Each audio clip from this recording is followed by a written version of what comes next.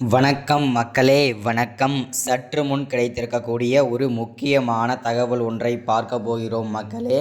சற்று முன் திமுகவின் அமைச்சர்கள் அதிரடியாக கூண்டோடு கைது செஞ்சிருக்காங்க அமலாக்கத்துறை. என்ன காரணம்? இதற்கான முழு காரணம் யாரு? இந்த தகவலை கேட்ட முதல்வர் ஸ்டாலின் பேரதிர்ச்சியில் உறைந்து போயிருக்கிறார். ஸோ அப்படி என்ன தப்பு செய்து விட்டார்கள் திமுகவின் அமைச்சர்கள்? இதை பற்றின தெளிவான துல்லியமான காணொளி தான் இந்த ஒரு காணொளியில் பார்க்க போகிறோம் மக்களே. அதற்கு முன்பாக நமது சேனலுக்கு நீங்கள் புதிய பார்வையாளராக இருந்தீர்கள் என்றால் மறக்காமல் நமது அரசியல் நியூஸ் சேனலை சப்ஸ்கிரைப் பண்ணிடுங்க. சப்ஸ்கிரைப் பண்ண உடனேயே பக்கத்திலே ஒரு பெல் பட்டன் வரும், அதை கிளிக் பண்ணி ஆளுன்ற ஆப்ஷனில் போட்டு வச்சுக்கோங்க. தொடர்ந்து நம்ம வீடியோ போட்டோம்னா உங்களுக்கு நோட்டிஃபிகேஷன் வந்துடும். அதை பார்த்து தெரிஞ்சுக்கலாம் இன்றைக்கி என்ன அரசியல் நியூஸ், இன்றைக்கி என்ன அரசியல் அப்டேட்டுன்றதை தெளிவாகவும் துல்லியமாகவும் தெரிஞ்சுக்கலாம் மக்களே.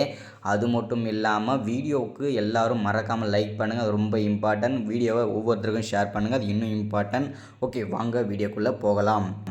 சற்று முன்பு கிடைத்திருக்கக்கூடிய ஒரு முக்கியமான பரபரப்பான அதிர்ச்சிகரமான ஒரு சோகமான ஆட்சின்னு கூட சொல்லலாம் திமுகவின் ஒரு ஆட்சியை பொறுத்த வரைக்கும். ஏன் அப்படின்னு பார்த்தீங்கன்னா, கடந்த 2-3 மாதங்களாகவே திமுகவில் இருக்கக்கூடிய முக்கியமான அமைச்சர்கள், மூத்த அமைச்சர்கள் எல்லாமே அமலாக்கத்துறையிடம் வந்து சிக்கி சின்ன பின்னமாக ஆகிட்டு வந்துட்டுருக்குறாங்க.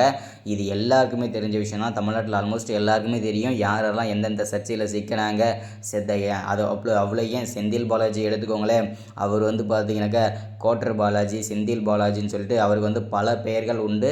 அதே மாதிரி பல ஜாடைகளில் பல சர்ச்சைகளில் சிக்கி அவரை வந்து அமலாக்கத்துறை வந்து கூண்டோடு வந்து பார்த்திங்கன்னா புழல் சிறையில் அடைச்சி வச்சுட்டாங்க.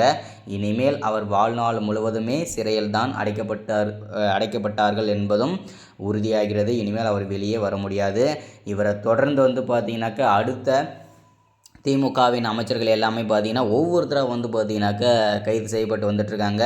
இப்போ வந்து பார்த்தீங்கன்னாக்கா அதாவது செந்தில் பாலாஜி அவர்களை தொடர்ந்து ஜெகத் ரட்சகன் பல்வேறு வித சர்ச்சையில் சிக்கினவர் தான் ஜெகத் ரட்சகன். அவருக்கு இல்லாத சொத்துக்களே கிடையாது, அவர் செய்த குற்றங்களே கிடையாது, அவர் செய்த ஊழல்களே கிடையாது. இருந்தும் அவருக்கு எதிரான எந்த விதமான சாட்சிகளும் இல்லாத காரணத்தினால் இதுவரைக்கும் அவர் வந்து அமலாக்கத்துறையிடம் சிக்கியிருக்கிறார். ஆனால் கைது செய்யப்படவில்லை. அவரை தொடர்ந்து ஏவா வேலு திருவண்ணாமலை, அவரை வந்து பார்த்தீங்கன்னாக்கா திருவண்ணாமலை ராஜான்னு கூட சொல்லலாம். அவர் வந்து பார்த்தீங்கன்னா அவருமே அமலாக்கத்துறையிடம் வந்து சிக்கினார். நான் சரியாகத்தான் கட்டி கொண்டிருக்கிறேன், வரியெல்லாம் கட்டி கொண்டிருக்கிறேன்ற மாதிரி அவரை பாணியில் வந்து சொல்லியிருக்கிறார். இருந்தும் அவரை இன்னும் சீண்ட முடியவில்லை.